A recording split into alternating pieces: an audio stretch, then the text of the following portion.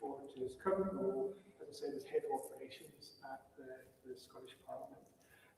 And his day job is all about keeping Parliament running smoothly, keeping MSPs running smoothly, and also the day-to-day functioning of this position of the new Parliament. So Allan Campbell how the Parliament moves through dissolution, how we'll induct new MSPs, how we'll get back up and running and bring a new Parliament to life. It's a really great opportunity for us to understand some of the nuts and bolts about how democracy works in this country. And what Alan's going to do is talk for a bit, and then we'll open up for questions and really keep to get a discussion going. So please will you join me in welcoming Alan.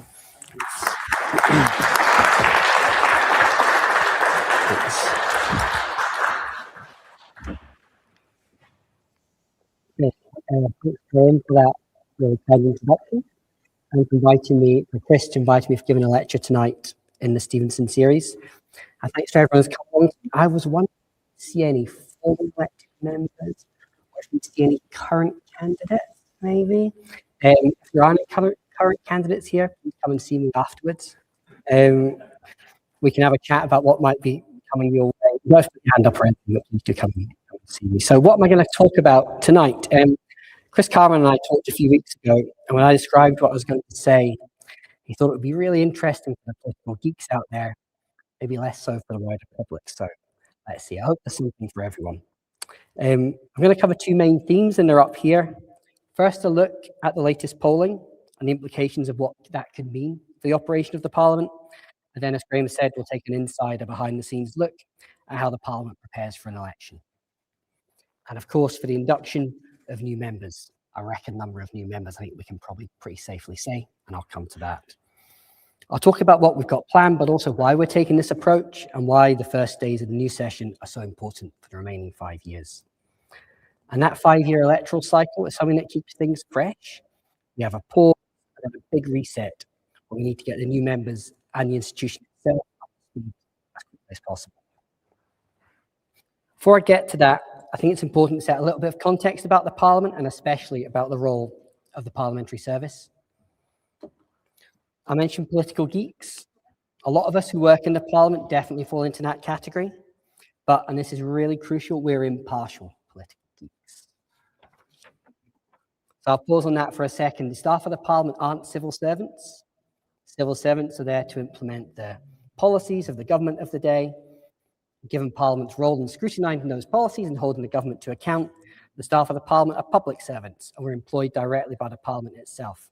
This means we're totally separate from the government.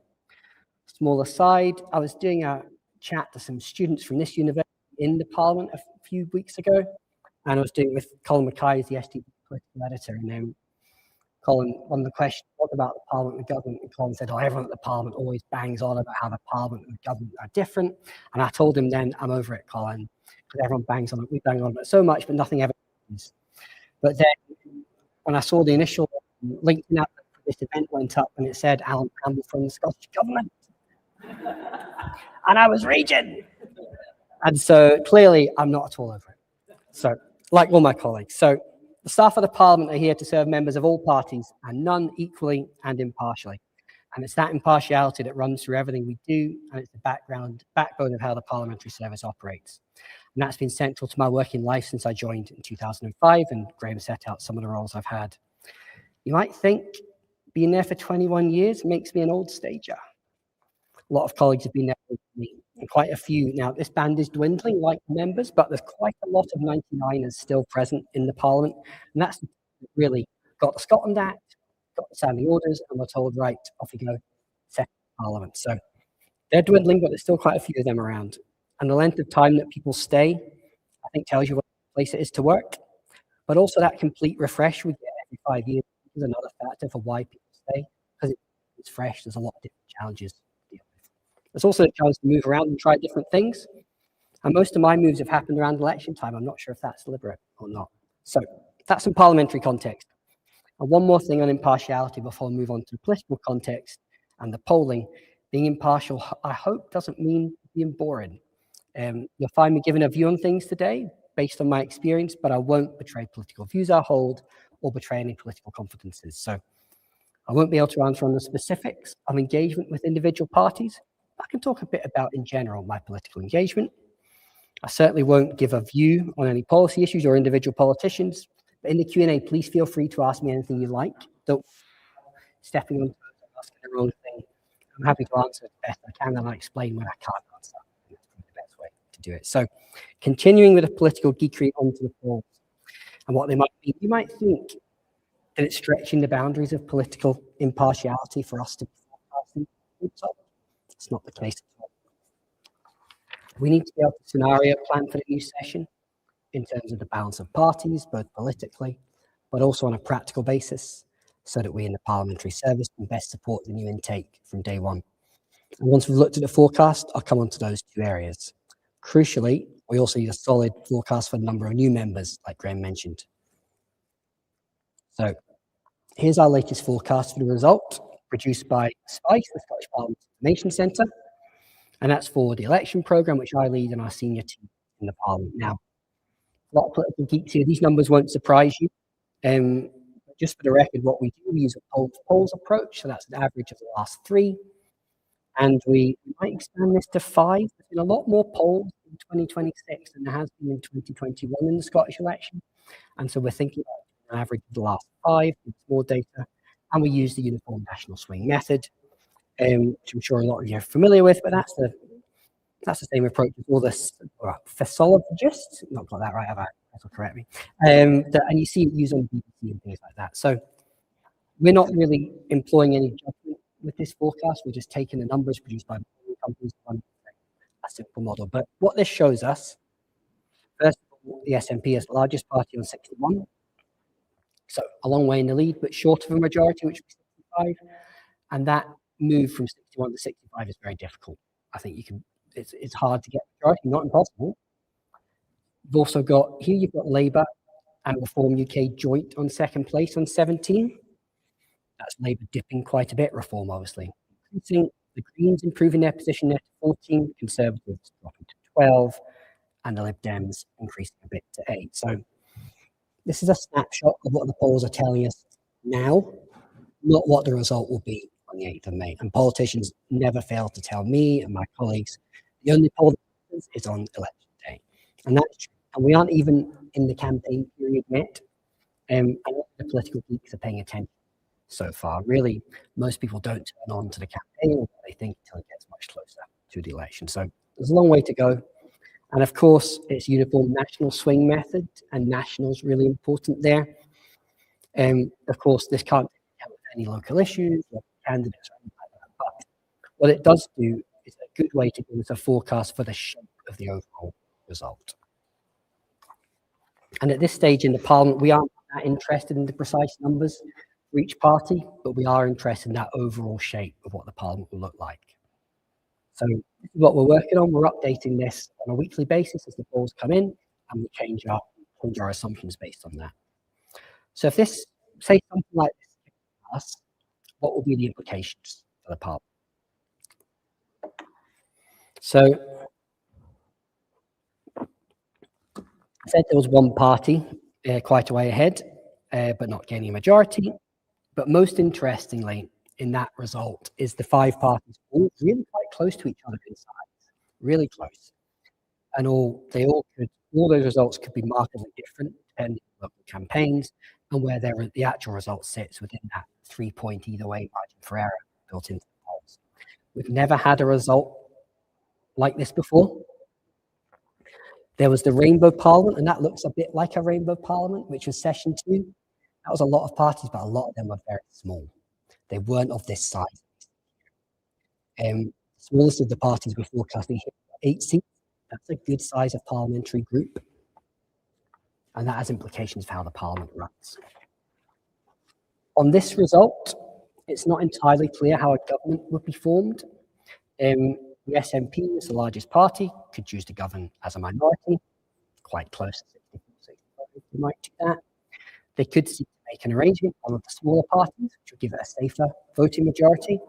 We saw in the first 2 sessions, there was a formal coalition. There was a looser arrangement in session 6 with the Butte House Agreement with the Green Party. I suspect there would need to go beyond that at the moment. All will depend on the result and the political will from the different parties. So that's the policy. In terms of the operation of the Parliament, two key bodies in the Parliament that behind the scenes that run the show. That's the Parliamentary Bureau and the Scottish Parliamentary Corporate Body. So all 6 of these parties will be on the Bureau.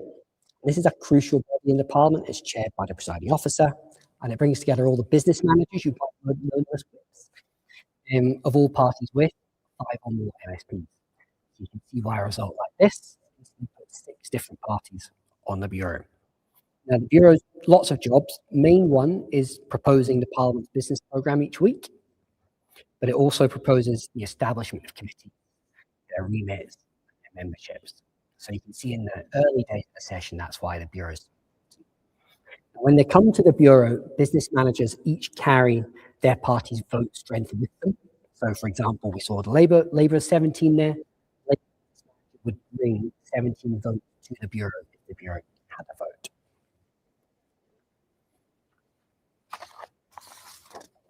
It leads to a bit of a different dynamic, I think, in the room. And if there's no majority, of course, the government would have to negotiate on an individual basis. It's probably more drawn out to make things a bit difficult. So I talked about establishment of committees. A result like this obviously has implications for this. So committee memberships and convenerships are decided on the basis of proportionality roughly to that party's seats in the Parliament. There's a lot of negotiation on what the size of committees, and all of this is going to take into account of a really wide-ranging review published recently on the effectiveness of committees from the Standards, Procedures and Public Appointments Committee, and I'd recommend you read that if you're interested in this sort of thing. They recommended the introduction of elected conveners. That was agreed by the Parliament just last week. So that's going to be a major step change for how the Parliament operates. We yet to see how it's not been done yet before. We've got a process, and we see how it shakes out. So committees is going to be a really big thing in the early session, and if it comes out like this, all 6 of those parties will be ultimately involved in negotiations. That's more the political side. The other key internal body for running the Parliament as an institution is the corporate body, known as the SPCB. The role of the SPCB is to ensure that everything will run. MSPs have the support to carry out their parliamentary duties, so that's property, services, and mainly staff. Chaired again by the presiding officer, whoever that may be, but membership isn't based on party affiliation. This is a bit of a funny thing. So there has to be 4 members in addition to the presiding officer. These members are elected by the Parliament.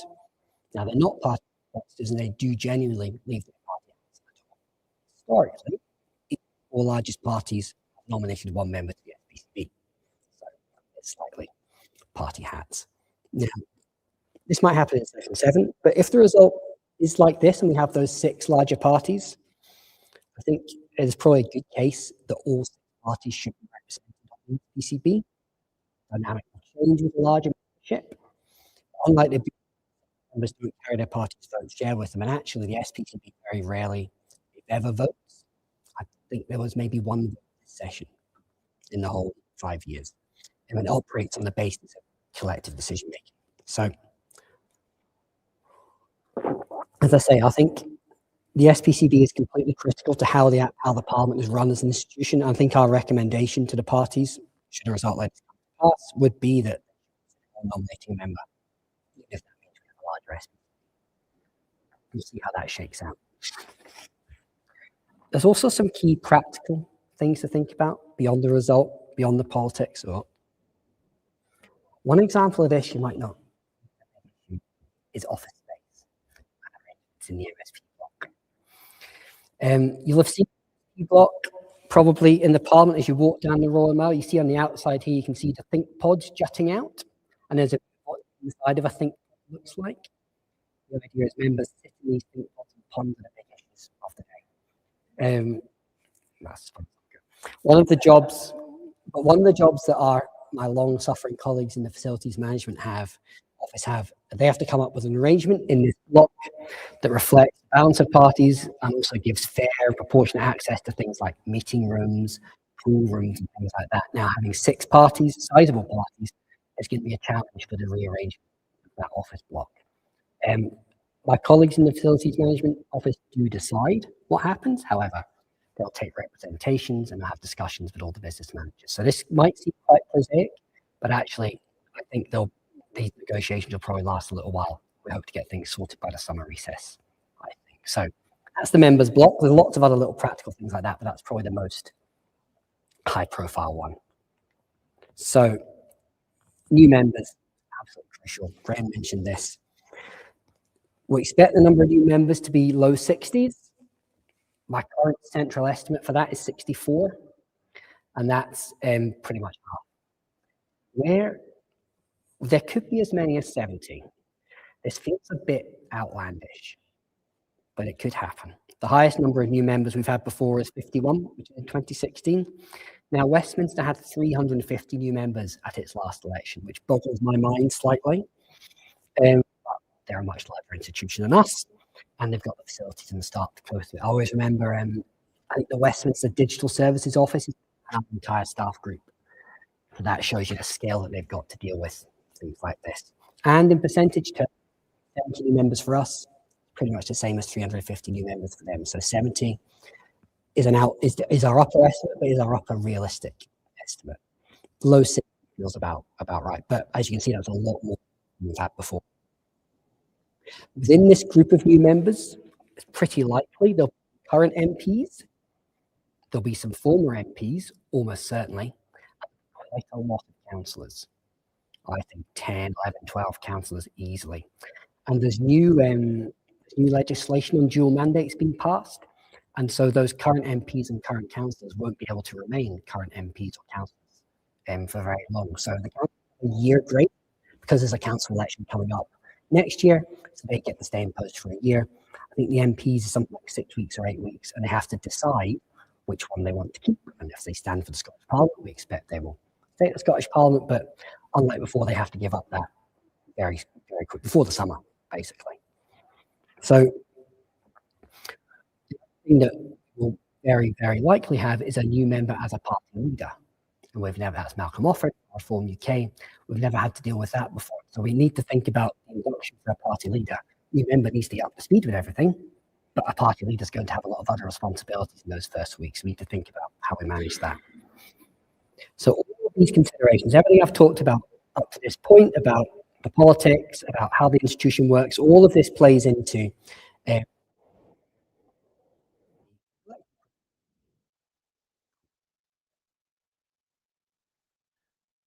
so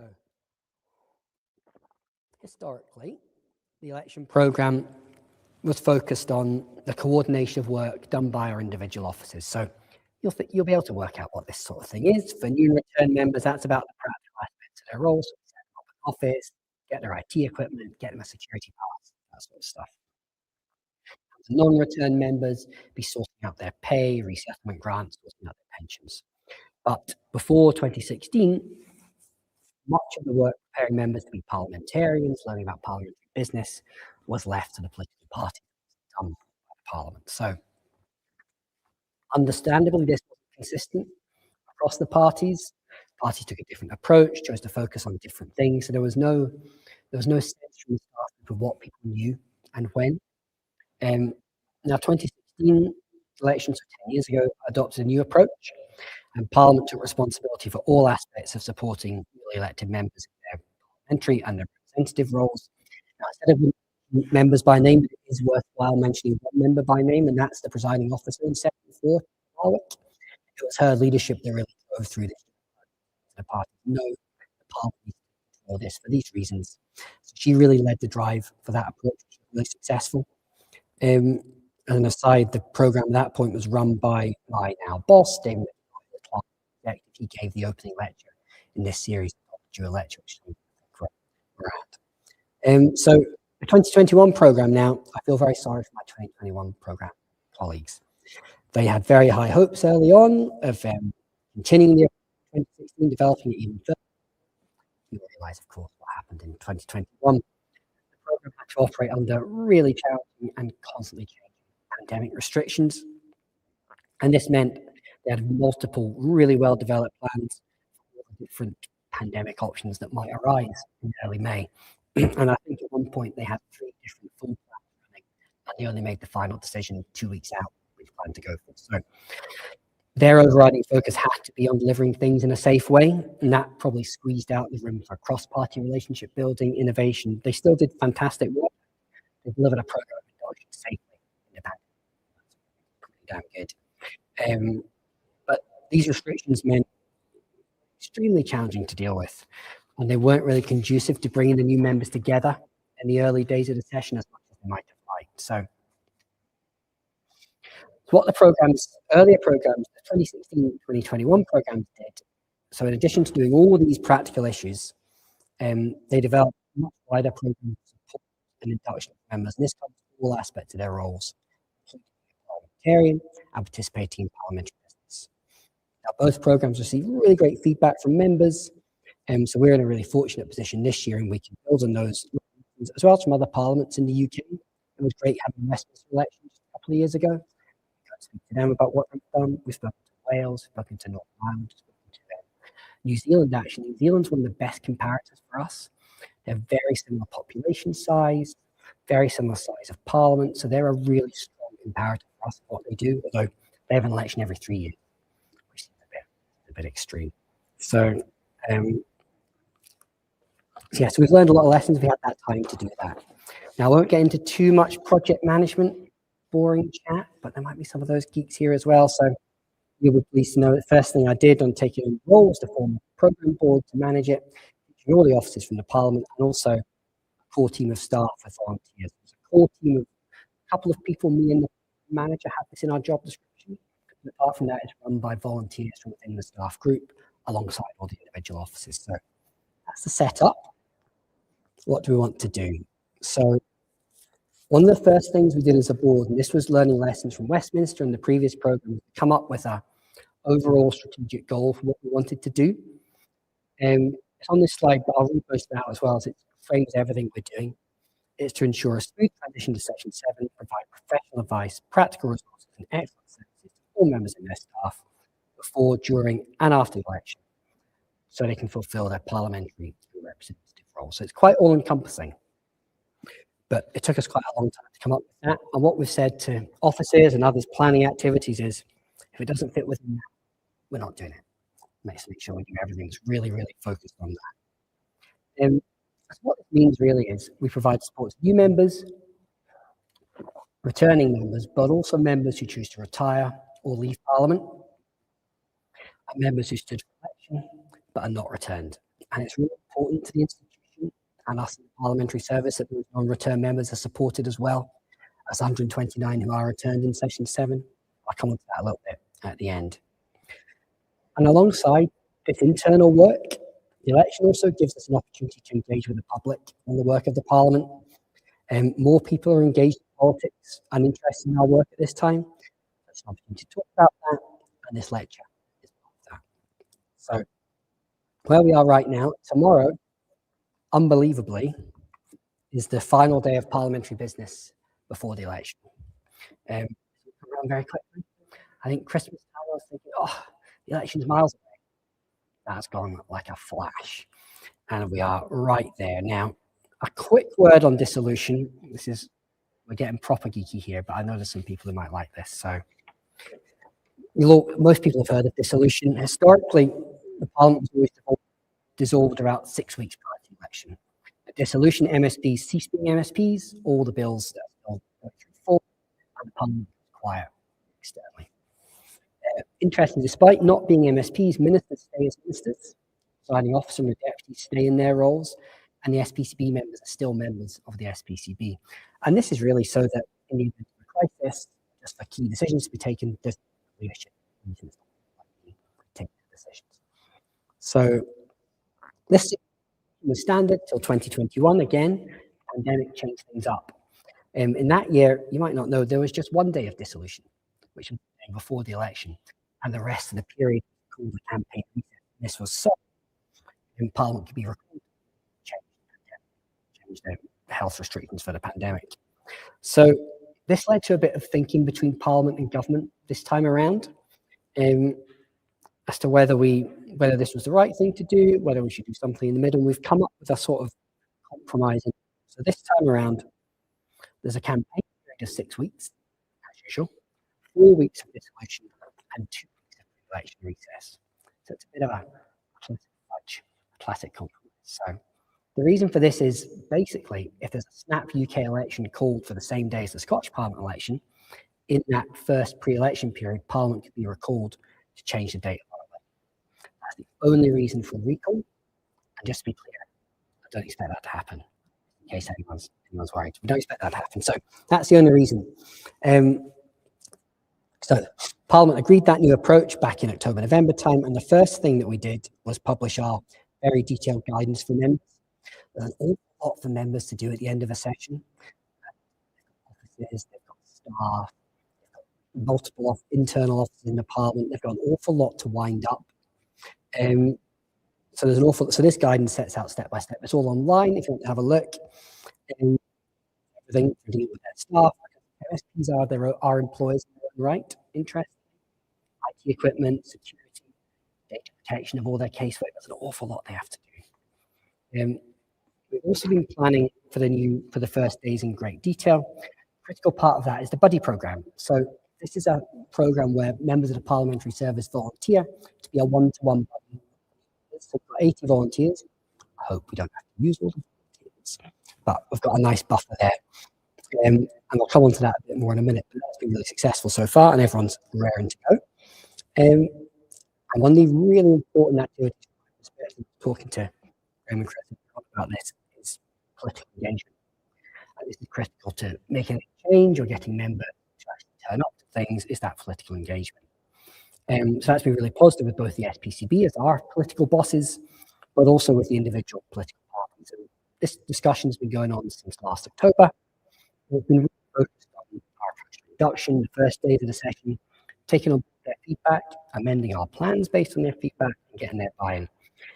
Without that buy-in, we might as well not bother, basically. So that's been how I talked about the expanded team. Having that expanded team has meant that I can focus my time on doing this work. So, what's our overall approach to inducting the new members?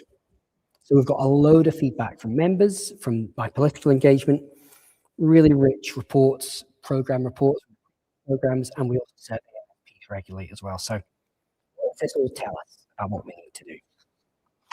So first, everything needs to be, we've called it member focused and just in time.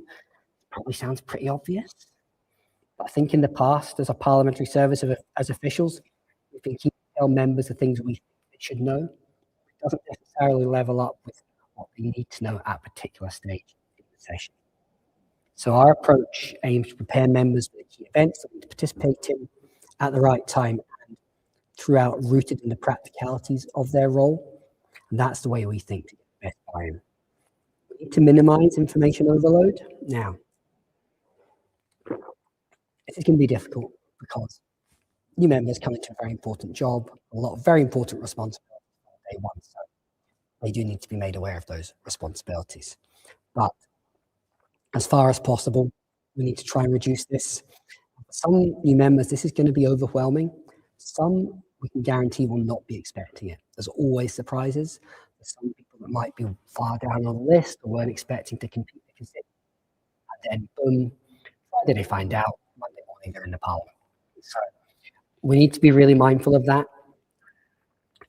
So we do try to reduce the information, but there's a lot that need to be up to speed on really quickly.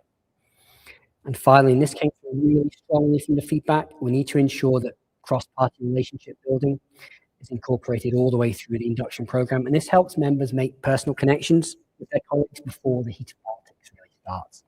And parliamentary business begins in earnest. And I remember speaking to some of the 2016 intake who said that the connections they made in those early days were then valuable years later in a committee session where they were discussing amendments, and they'd had that personal connection and they're able to have a normal discussion away from party lines and come to an agreement. And they said it was those early days that really helped them through. So we're trying to make as much space for that as possible. It's not a social program. We're not calling it the social program. It's a party relationship.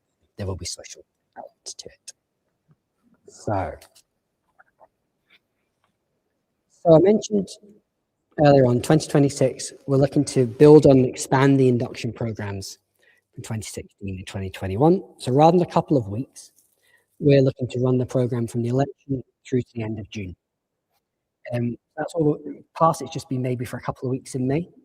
And the very first week is absolutely crucial in this, especially with 64 new members. So under the Scotland Act, Parliament needs to meet for the first time within 7 days of the election. So that's scheduled for Thursday, the 14th of May. At that first meeting, members take the oath or make a solemn affirmation. That's where you see them put their hands up and like that. And only after that can they vote and access things like the expenses scheme to employ staff. I talked about New Zealand earlier on. I was very jealous speaking to our New Zealand friends. They get a month or 6 weeks from the election to when they have to do swearing in. So they can do all their induction in this period before members do anything. So, but we have the Scotland Act gives us a week. So let's put ourselves, imagine now you are a new member, and let's walk through week one. So what happens? So the election's on the 7th of May, you all know. But most of you will probably know the count's not taking place on the 7th of May. There's not an overnight count this time, much to many political people's chagrin. But the count's taking place on Friday, the 8th of May. I fully appreciate the reasons the Electoral Management Board are doing this. They've said that it's difficult for them to guarantee that staff will be able to stay up all night. So fair play to them. But they're starting at 9 a.m. on the Friday, and we expect a result by tea time. So look out for the 6 o'clock news, maybe 6:30 report in Scotland. We should have basically the full result, give or take the odd mega recount or something like that.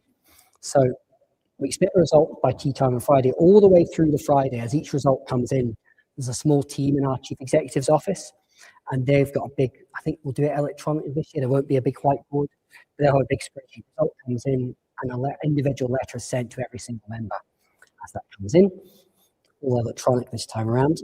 And that provides them with all the practical information they need for week one. On the Saturday, each new member gets a phone call from me or a member of my team, and just to go over any questions they have, talk about any needs they have, accessibility issues, and also ask about accommodation and travel. We're asking them to come in at 9 a.m. on Monday. If you're traveling from further afield, that's going to be possible. So we're going to put them up in hotels on Sunday night, so they're ready to go. So yeah, we're asking them to come in 9 a.m. on the Monday. Now, we can't tell returning members not to come in, but we're going to ask them very politely not to come in. We'll see how that goes. We've got buy-in from the parties to do that. We've agreed with the parties that their business manager or another experienced member or two can come in to sort of be that friendly face and that link. But we're going to ask all other returning members not to come back just for the first day because of the number of new members we're expecting. We could have as many as 60 to 70 new members. To get them through all those essential activities means we can just focus on them for a day. The building will be shut to the public just for that Monday as well. It'll open again on Tuesday to be open to the public. And that just gives us that time to get them fully up to speed as much as we can in a day. So all the parties are bought into this approach, so which is really, really good. So on arrival, members come in. Each member is then assigned their buddy. I mentioned the buddies earlier. That's volunteers from almost every single office in the staff group. So there's clerks, there's researchers, there's also security guards, there's people who work in the broadcasting office. It's really across the whole Parliamentary service. And they're really there that one support for new members in the first weeks of the session. Been a big success before, of course. It's completely up to the new member how they use this. Some will not much in the first day or two. Some will then possibly too much. I might need to be told you now need to back off and go to the normal IT help desk and things, but that's fine. We'll deal with that as it comes. But the role is really there to give them a bit of a one-stop shop to go, right, I've got a pressure on my computer. I need a question about it. They can just direct them to the right place and be a friendly face and also encourage them to attend all the induction sessions. That's the plan. So they come in, they get a nice free breakfast, and then they're escorting up to the chamber for the first time. Those of you who know the Parliament, through the garden lobby, up the main stairs, up to the chamber. That'll be quite a big moment. 64 or so new members. And they're the current presiding officer. I mentioned the presiding officer stays in place. So current presiding officer, Allan Johnston, and the chief executive, Dame McGill, they'll welcome them to the Parliament. So welcome addresses, chance for Q&A. And then it's a bit like first day at school, a bit like first day at university. They're all then going to be split into groups, cross-party groups, of course. And so they then we're going to get them through their security pass, their official photo. They allocated a temporary office. I mentioned the issues with the member block.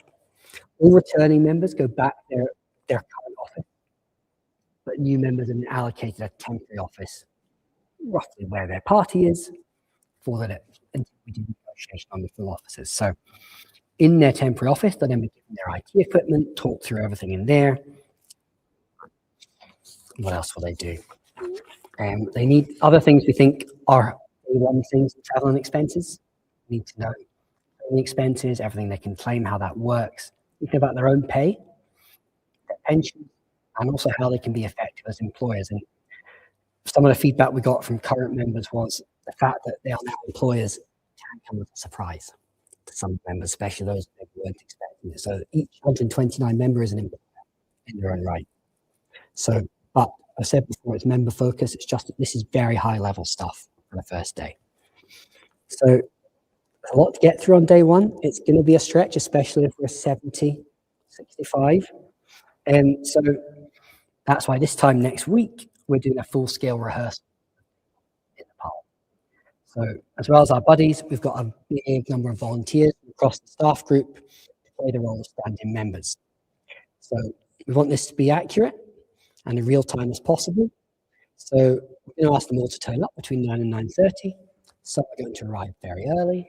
Some will arrive very late. Some will go to the wrong entrance. And I'm sure they'll seek to challenge us in ways we haven't thought of, which is exactly what we want. We want to prepare for the unexpected. I'm sure the vast majority will follow our instructions and be keen beings to learn. So this is going to be a bit of fun, definitely. But it's crucial learning as well, how we cope with maybe 70 new members and just how we can get them through things like security passes, IT equipment, and just moving this number of people, groups of 12 new members plus 12 buddies, moving around the building in a logical way between all the different bits that I'm sure you're aware of. So that will be fun, but I think it's also going to be absolutely crucial learning. I spoke to Chris about this a few weeks ago, and Chris, I think, was very keen to come and play a new member, but unfortunately we're keeping it just the Parliament stuff. But the building's not closed, so if anyone is in, you might get some amusement with people walking around. So on day 2, it's Tuesday, and all the returning members are then invited back. The focus shifts on day 2 to learning more about how the Parliament is run.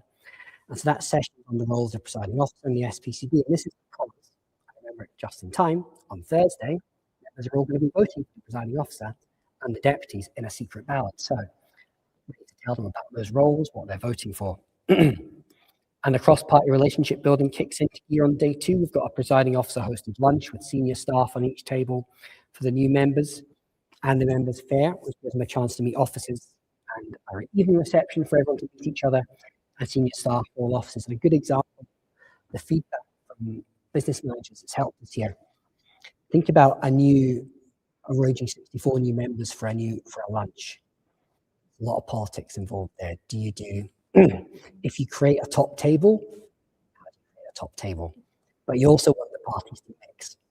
So one idea from one of the business managers was do it alphabetically. That's a pretty good idea. We can't be criticized for producing a top table or putting people together, but it mixes up the parties in a way that we need to make sure happens from day 1. So that's just a little example of how they've gone, how about that? And actually we're incorporating it into the program. So that Tuesday is really when the Parliament, the 129 all come together for the first time. So on Wednesday, now I mentioned the swearing in and the PO-DPO elections is Thursday. So on the Wednesday, again, being just in time, we moved to focus on briefing for that swearing in ceremony. So members are going to really want to pay attention to this. They really want to do that well. They don't want to mess it up. So we have a chamber full of people listening to what we're going to say. So that's a time to give briefings on how the chamber operates, how parliamentary business is run. So things like how to be an effective parliamentarian in the chamber, how interventions work, and also an introduction to our digital voting system, of course. So that's another example, trying to do things in a practical way, but delivering the messages that we think we need to deliver. There's a lot of downtime built into the program as well. We didn't want to overload members, and we need to give the parties time as well. The Wednesday afternoon has a lot of that. And the evening we have the cooking of the Parliament. I'm not sure if you've heard of the cooking of the Parliament. It's an interfaith ceremony at St Giles, and that's followed by a reception by Civic Scotland. So your chief executives of various things, university, I'm sure principals will be invited, that sort of thing, come together to meet members and their families as well. So there's a lot, you can see how much is built into week one, and they've not even been sworn in yet. So on the Thursday, so that's 1 week after the election, it's swearing in time. So up to now, as soon as they're elected, they can be called MSP, but they can't vote or do much else until they've been sworn in. So the plan is we get through this in the morning. And this is still overseen by the current presiding officer. So she stays in post. And then the current PO also oversees the election of the new presiding officer, which is what they do after lunch on swearing in day. And the deputies now, it's a secret. So it's not an online voting system. So it takes a lot longer than our normal votes. But so depending on how many candidates we get, especially for deputy, it could go on quite late. Everyone's clear that it's better to finish it than go into Friday or into the Tuesday. So it might be a late. Hopefully, by the end of Thursday, 129 will be sworn in.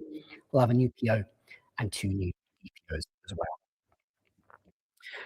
Because they'll want, after this first week, after 6 weeks of campaign, they're going to be on their knees. And so we get them home for a nice Friday in the constituencies, weekend, then back to it from the next week. So that's week one, pretty intense. All the way through to the end of June, then, we'll be running our expanded induction program. So that starts from the 18th of May. Now, as you know, in a normal parliamentary week, Tuesday, Wednesday, Thursday, morning, Tuesday, Wednesday, Thursday. There's a lot of negotiation to be done on committee remits and membership. So it's unlikely committees will be set up to the middle to end of June. Probably the earliest is that week, the 15th of June, I would say. So that means there's that time, those Tuesday, Wednesday, Thursday mornings don't have any parliamentary business in them at that point. So we got agreement from the SPCB and from the parties that we can deliver our programme during those slots. So we focused on new members, but returning members will be really encouraged to join in as well. Refresh their knowledge, build connections with new colleagues, and especially the 2021 intake had that reduced COVID hit induction. So they were definitely keen to come along as well. You'll see here, we're going to deliver sessions in a variety of formats. There won't be too much of this, too much of people like me talking to them. So there'll be snippets, which is presentations and Q&A with internal staff, external experts as well. And there'll be drop-ins to meet key people and key teams. Something members said they really wanted to do from day one, get to know key people they're going to have to engage with in the Parliament. So there's lots of opportunities for that, and also to ask about things like questions. Some of them will have ideas for bills very early. You'll see Liam MacArthur's bill on assisted dying recently. He met the non-government bills unit in June 2021 to kick that off. So that's the sort of, and that bill was then considered for the final time just last week or a couple of weeks ago. So that shows you the time it can take for members' bills. So members will be, a lot of members will have ideas for this. They'll be encouraged to come forward to the non-government build unit really early on. I've put up here the quite mysterious P102 support. That's Parliament jargon for you. That's one of our rooms. That is the room at the very back of the chamber. It's called the chamber conference room, and that's where we have tea, coffee, and document debates. What we've learned from New Zealand and others is, and a couple of the Canadian parliaments as well, is that in these first weeks, members are going to have lots of questions about what just happened in the chamber, or what was that business motion all about. So we're going to make sure there's a procedural person and a subject person. So it's a health debate. The Spice Health researchers will be there as well. Just so members can come out and go, what was that? And they just get that really quick answer to their question from the experts. So we'll also have evening receptions every Wednesday, and the induction week's themed on different themes, and the evening reception will be themed on those. I'll show you what week one looks like in a minute. I think throughout all this, there's going to be a huge variation in experience and knowledge among members. But hopefully, in offering this variety of formats, keeping things members focused, we maximise attendance. We can't quite make it mandatory. However, we can go pretty close to doing so. And the parties are definitely very keen to make it as mandatory as possible. So I'm confident they'll encourage their members to attend, and we'll see how we go. happy to talk about our hopes for attendance in the questions. So we've themed the induction in 5 themes, and I'll talk about the 6th theme as well in the dotted line. You might be able to tell why that's in the dotted line. So this is all based on member feedback last time and what we've told us they want to know about. So obviously, introductions to Parliament, get to know the Parliamentary week, the crucial things about how the place runs, really. And then the parliamentarian side of things, that's about members' code of conduct, very important. Their role as data controllers, how to act in the chamber and committees, employer, the role, responsibility, and skills of the employer. And as I said, some members don't realise they're going to be an employer. It's a real focus for us in this programme is getting them up to speed really effectively from day one. We'll also be recommending, as far as possible, new members don't move to employ staff too quickly, and they take time to consider the skills and experience they need in their office. Some are going to need some support earlier on, but I think it's best if they just take that time to speak to our People Services Office rather than rush in and make mistakes with their employment. Scotland's constitutional and policy landscape, this will probably be of most interest to people here. It came through really strongly in feedback again from members that at the start of the session, it's useful for them to know more about the Parliament, their role as MSPs, and crucially how that fits into how Scotland works.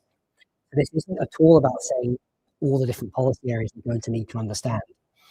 It's a focus on the wider landscape, how things like the judiciary, local government, and also understanding the powers of the Parliament to make legislation, and things like legislative consent memorandums, subordinate legislation, all that sort of thing.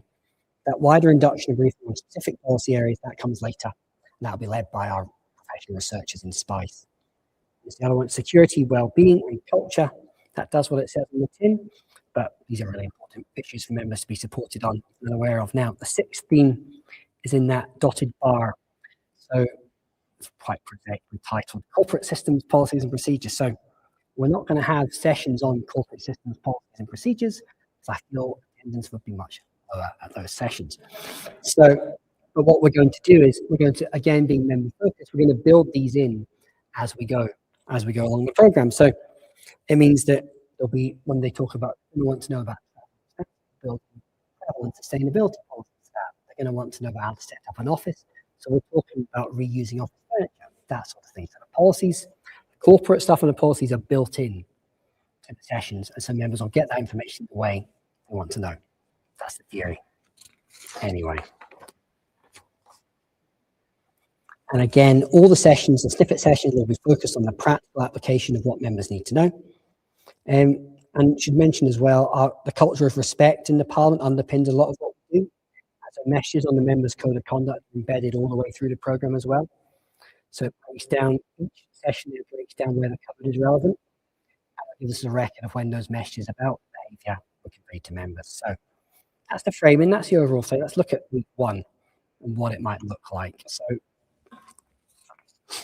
it's a bit of this is the first week, and hopefully you can see how things join up and how it's member focused. So you see we're running sessions Tuesday, Wednesday, Thursday mornings, but they don't take up the whole morning by any means, and they're delivered in a wide variety of ways. So hopefully you see the link up there. We have a session on devolution and the Parliament's powers, and after that, members get to meet the SPICE team who lead on devolution and the Parliament's powers. And follow on from the sessions on travel and remote working and working with constituents, you meet the SPICE team who lead on responding to constituent inquiries. So we're also planning evening receptions, and this is semi-breaking news, only just been agreed recently. The first one in the first week is going to be a night at Hollywood, a bit of a night at the museum type approach. And we're going to give them access to all the bits of the building they would never normally get to see. And I think that might be quite a good way to introduce them to the Parliament as a workplace and introduce some of the other teams who might not necessarily see that much, like facilities management, broadcasting, give them more face time with those teams and make those connections with staff members as well. So let me see. Yeah, so we're expanding the induction program beyond these first days. Really overall, we want to increase the confidence and understanding of MSPs, and feedback from members this session said it in the past has been too limited. We invite more opportunities to meet key staff in person and receive in-depth induction on their core activities, so being an employer and compliance with the members' scheme.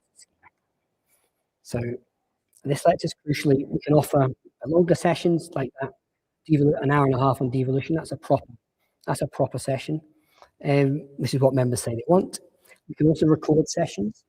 We'll record the presentations, but we'll stop recording for the Q&A. And they can then be used and broadcast for members' staff, crucially, and also for members who miss the sessions. There's an awful lot here, but we've actually been really ruthless about what we do and don't include. So while we're covering a lot in those first few weeks, what's as important is carrying on the momentum after summer recess. The plan is induction stops at the end of June. Over summer, people refresh their knowledge, looks at sessions again, and members' CPD then starts in September.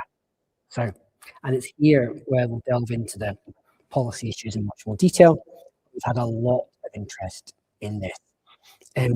Colleagues are quite far advanced in planning a fiscal literacy programme, working with the Scottish Fiscal Commission, including Graham and his colleagues, Audit Scotland, Fraser Vounder Institute, and others. So, again, though, we're going to be looking for a recommendation of the Finance Committee this session. But again, it's not going to be delivered in the induction programme. In the past, we've delivered budget training in the induction programme, but they aren't going to see a budget till November. And so we felt, let's deliver it September, October, before committees start to consider the budget. So that sort of theme and the way of doing things runs all the way through. So just before I finish, it's time to come back to non-return members. Our new members will have a huge variety of experiences. Our non-return members also have a huge variety of experiences depending on their individual circumstances. So a member retiring after 27 long years in the Parliament is going to feel very differently to a member who was expecting to be returned, but in the end lost their seat. It's not an exaggeration to say that it's like a bereavement. It can be an incredibly difficult thing for members to go through. Of course, this does come with the job. Members go into this with their eyes open. They know this can happen. That doesn't reduce how it can make them feel. So in previous sessions, we've offered a career support service for non-return members. We're going to expand that this time to what we call a comprehensive set of career transition support, including career coaching, guidance, and practical tools to help members who aren't retiring who want to go back into the market, get back in that job market. On the more sort of emotional, pastoral side of things, we've linked up for the first time with our former members association, and this is a group. It's a group of former members who get together. We can empathise as Parliament staff with what we're going through, but we've not been there. And so, what we're doing with the former members association is we're linking up members with a mentor who's been there and been through the same situation. I don't think this will necessarily be on the same party basis. I think it might be. It doesn't have to be. And someone there just to talk about how they went through that transition, how they went through dealing with getting a new career or not. So I think that's hopefully a helpful addition, and of course will help winding up their affairs as well. So just to finish off, why are we doing this? I said at the start, there's a lot of things that the Parliament has to do, practical things, providing the facilities, staff and the property to allow members to do their jobs. But we as an institution and as a group of staff, we don't have to put this much work into and resource into a detailed wraparound induction program. We could just set them up with an office, a computer, show them how the voting system works, and tell them to get on with it. So, but we don't think that's the right thing to do. We're doing this so Parliament has the best chance for success in session 7. We can't influence everything by any means, and there's rightly a place for the parties as well. But we believe it's the right thing to do what we can within the boundaries of those impartial roles, prepare members in the best way so they can serve the interests of their constituents and fulfil their responsibilities to the best of their ability. Doing that is what gets the institution of Parliament back up and running as quickly as possible after that massive turnover of members we're expecting. So thanks very much. I'll leave it there. I look forward to your questions and discussion.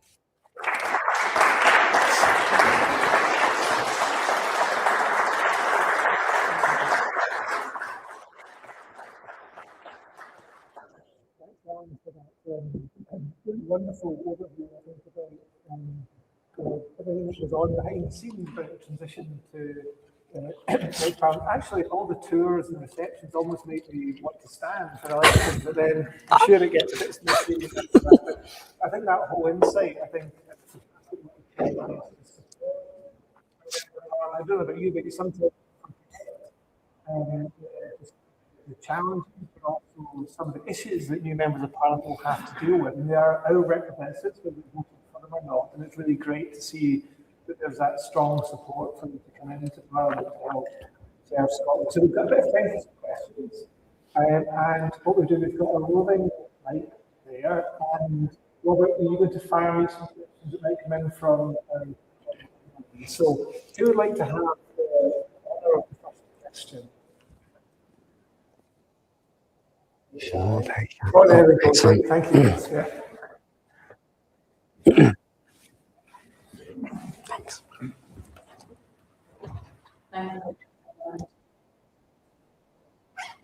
This is maybe a political question, as a political question.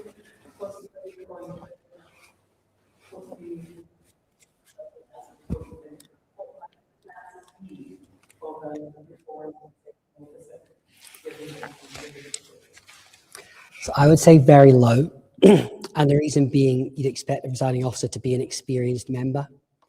I think it would be very strange for the presiding officer to be someone without experience in Parliament. So I think a reformed presiding officer is a very low likelihood. A reformed deputy presiding officer, I would say, is more of a possibility. But I expect reform to be on the Bureau and on the SPCB.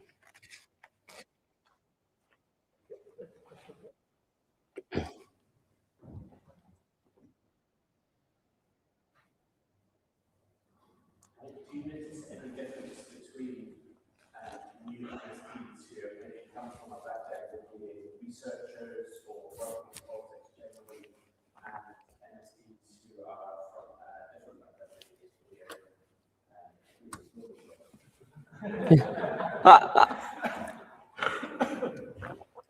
Yeah, yes, of course. There's definitely a difference. There's definitely a practical difference. A lot of people are standing have worked in the Parliament before, and therefore will know their way around things. Someone talked about induction. But I think coming in, even when researchers come into these roles, they do treat it as a brand new role, and they do treat it as something that's different to what they've done before. So yeah, there's definitely a difference on the practical side. In terms of attitude, I think it's maybe something more of what you're getting at. I'm not sure I've picked up anything too different in terms of attitudes. There's maybe those that are more ingrained in the party machine than those that are maybe fresher to it. That's maybe the difference as compared to those who have held different roles before, I think. But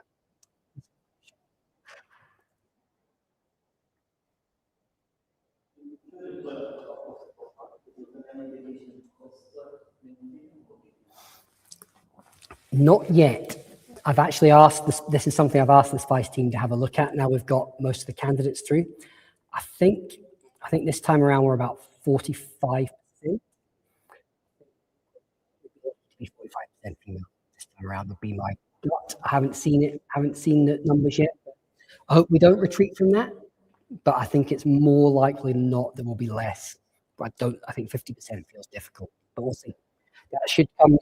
We haven't got all the candidates yet. We need the candidate list to do that, but I think it's probably. I'd hope for 45% again, but I think it's a bit doubtful.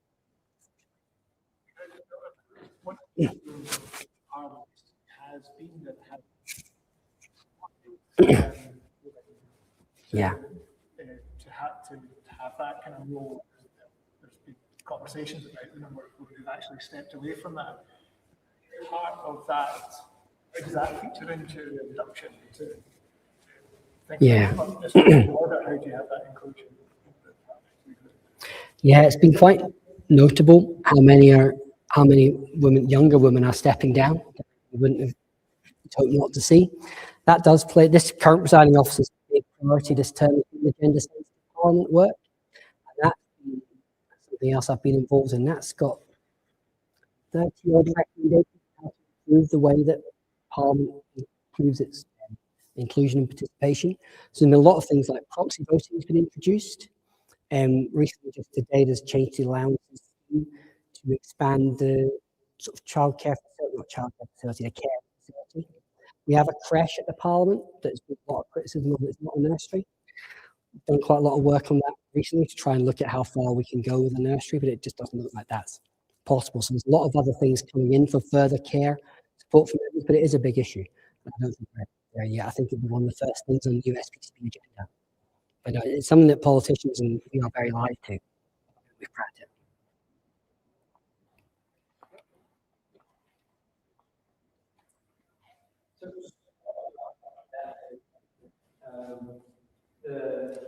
There's been some discussion, probably amongst some teams, about not being entirely happy, actually, hybrid sort of arrangements that current design trusts have allowed to continue.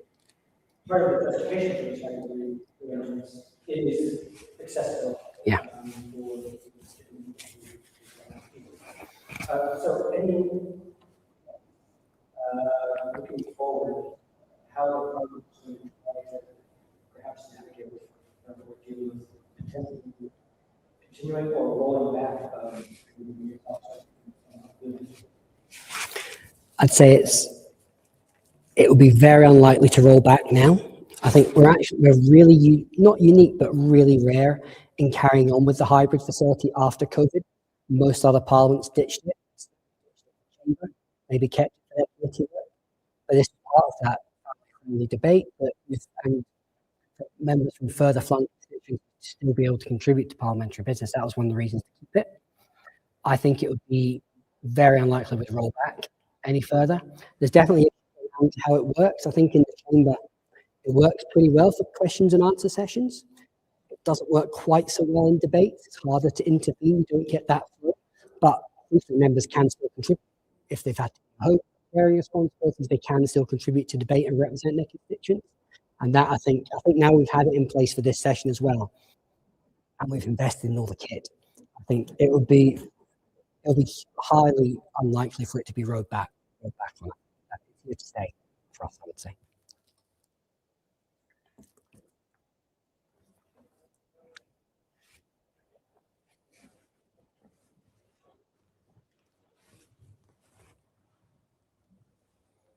Thank you very much. This is all really interesting. It was really interesting to hear how policy over the daily sessions involving the induction program trying to get better. You talked a lot about learning from other problems around Has there been anything you or your policy to share out of those experiences and you can say this is what's awful us and it's trying?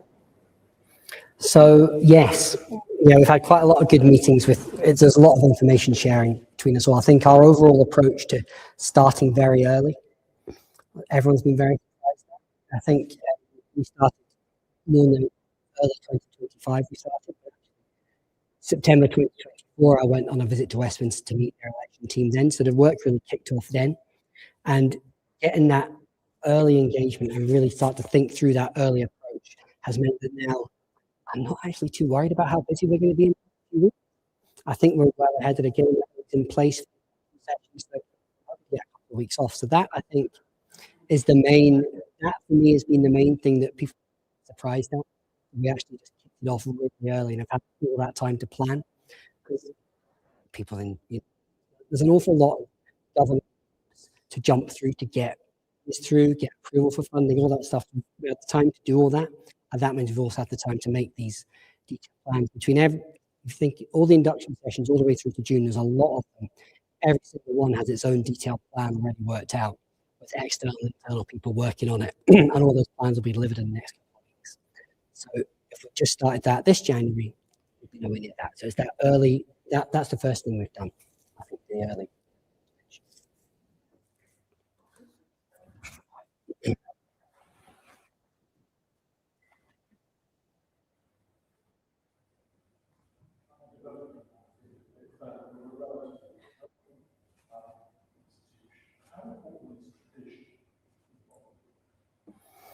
That's true. We are a very young institution, and that means there's a lot of opportunities to innovate. You don't have centuries of tradition that said you can't possibly do it that way, but there's definitely traditions.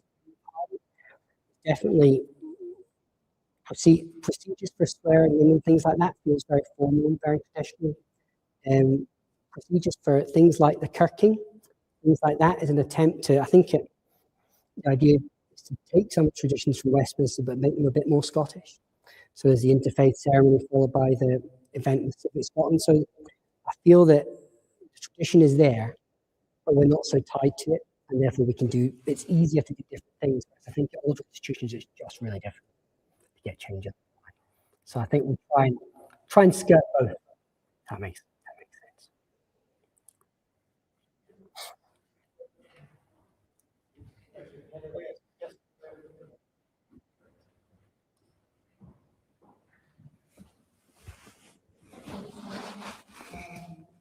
About the dissolutions, you mentioned the dissolution of Parliament, so it will be temporarily for the elections dissolved. I have a question. So what happens if all the elections? Yes. Is it acceptable? How can I connect candidates for elections? What happens if the dissolution occurs and there is a massive you guys will be waiting for elections or something. And and how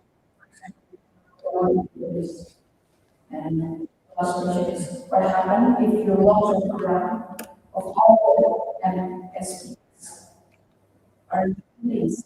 Do you have a goal on long term? What was the final one about if the MSPs don't attend, or what was your final question again, just so I can get that down? So, what happens if all of the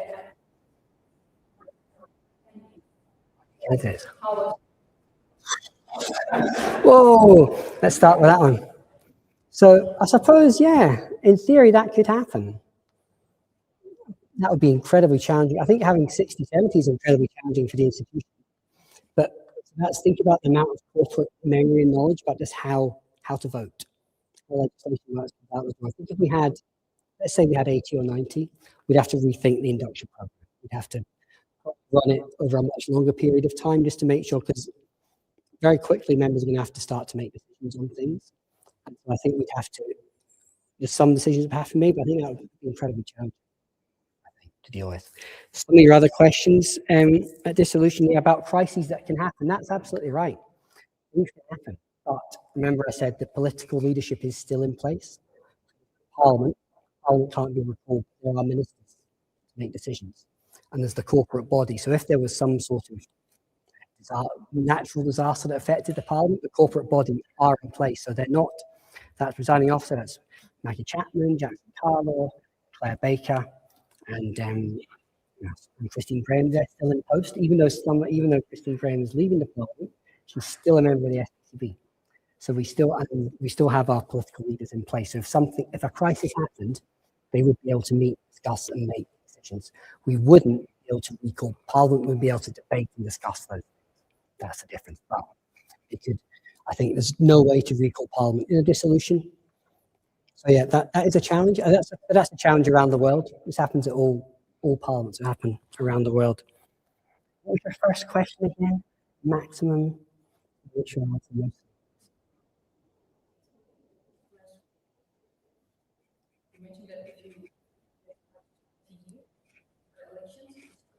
Yeah. So they can. Yeah. So members are. That's where it gets a bit into the parties. Anyone can put themselves forward for election in any seats. Anyone can stand as an independent if they like.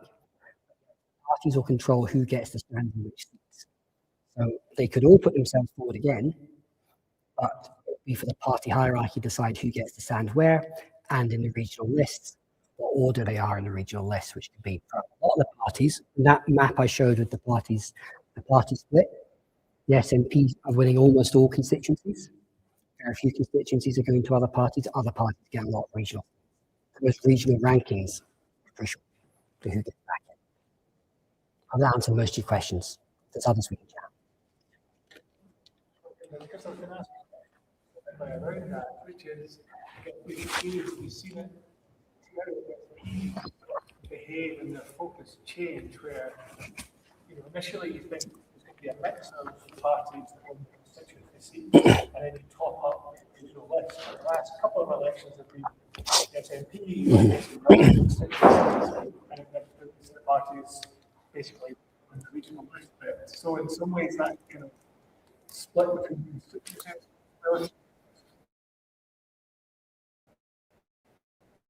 responsibilities become a bit more binary in the sense of when we've had to start.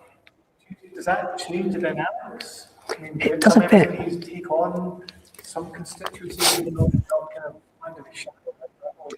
Yeah, so regional members are still, and it's important to note, constituency regional members are equal in the eyes of the Parliament. In general, constituency members will have a bigger local caseload, but regional members absolutely still do have a local caseload. And some will say they have as many, not just some constituency members. Often, a regional member might have their eyes on a constituency next time around. So therefore, will be very visible and do a lot of work in that local constituency. So, and you've also got the issue of perhaps multiple regional members from one party in one area. So it can be quite difficult at a local level, I think, for them to work things out. But whenever a constituent contacts the Parliament, we always say, have 8 MSPs. Here's who you can contact. So it gives them that range of parties to contact and maybe someone they've not met before.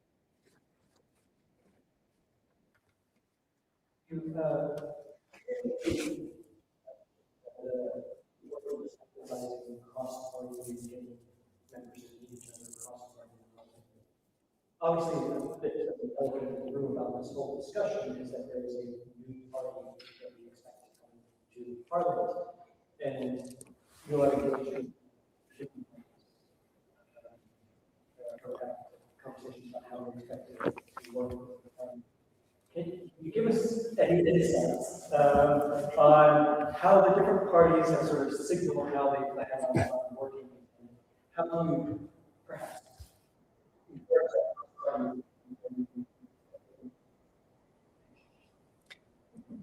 It's a good question. I'll have to be quite careful with this one and talk more in generalities, but I can say I've engaged with every single party who's currently represented in the Parliament on the same basis.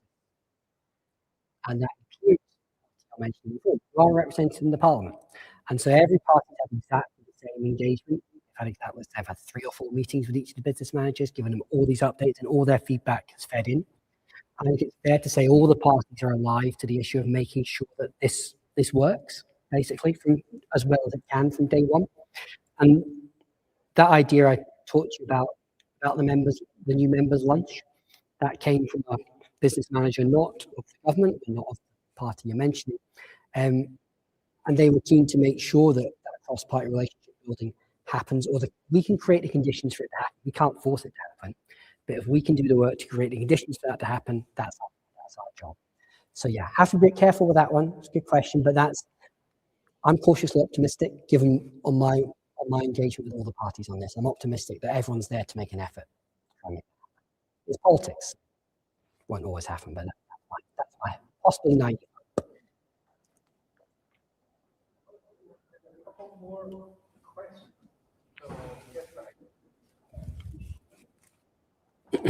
That was a cheeky question. Happy fortune. Thanks very much for your talk. Just one thing I was question is going to work for the second part. There's a moment the first two questions That's going to be a really interesting one, and that is for our friends in the bureau. So that'll be part of those negotiations as to how that works. Because you're right, it could be if there's 5 opposition parties all who go every week, that's really going to squeeze the time for the backbench questions. So there will have to come, an agreement will be come to across the parties as to how that works, depending on how the numbers shake out. So if there's 2 parties that are a bit bigger, almost certainly they'll get a go every week. If there's other parties with a similar sort of number, it'll all be worked out with formulas and negotiations. So I can't say right now how it will work, but it will be proportionate to that balance in the Parliament. I think there's a lot of practical and sort of procedural challenges potentially caused by this, what might happen. And I think we can sort of scenario plan, but we can't actually do or decide much quite yet. We've got to wait for the actual result to happen and then get the politicians in a room and talk to them about it. And you're right, FMQs will be a really interesting one to see how that shakes out and see how that it's fair across the parties. Have to see it as fair within the boundaries of the time that we have, and protecting that time for backbench questions, which is really important. And they can raise constituency issues as well. So that's a good question and a tricky one for us to deal with, I think.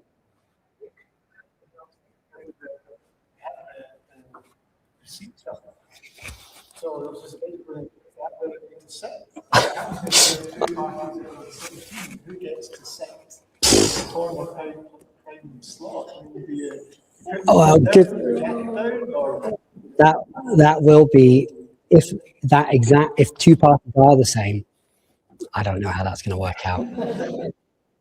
I don't know, because you're right. There's no official opposition at Holyrood. Westminster is the official opposition at Holyrood, but traditionally, where the Conservatives sit at the moment is where the opposition party has been, and where Labour sit at the moment is second. So they have their front bench seats. But yeah, I really don't know how that will shake out. The hope, of course, is that there is not an exact, and then these things will just shake out. But no, in lots of the different scenarios and models we've run, it's often come out very, very close between second and third at the moment. So yeah, that'll be for negotiation. And that's one of these things where that's a political negotiation that we would stay mostly out of. We'll try and watch the live feed of the chamber as the first thing comes on and see where people sit. Because I bet some members will get in very, very early.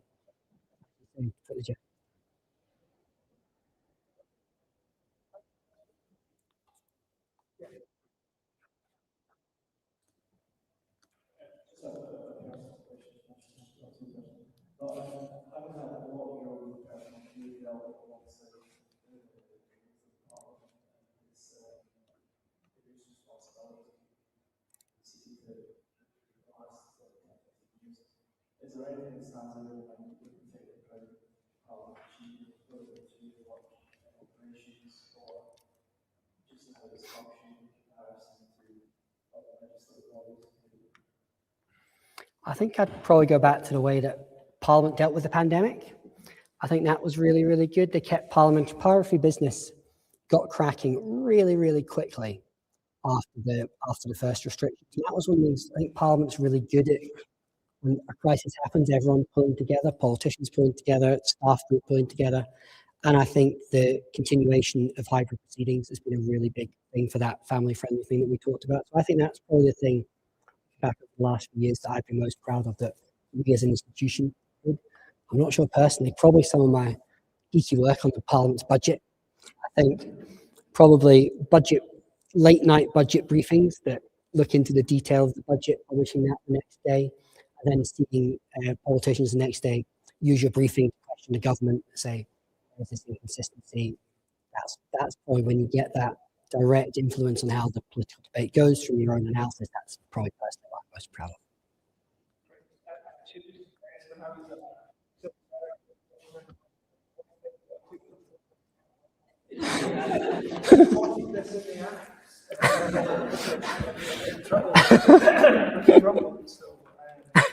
Great, I mean, just to say, much Allan insight. I mean,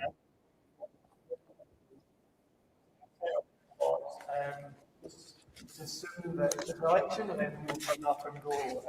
But I also think it's just like being reassured by all the work that we've done here to support members of Parliament, whether you voted for them or not. I think that's a good thing to be collegiate. Yes, politics can also understand the significant responsibilities that they have, and the execution of that is really important. So, thank you so much. Thanks, Green.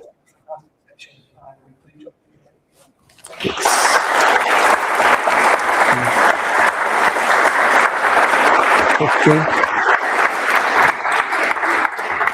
Thanks so much.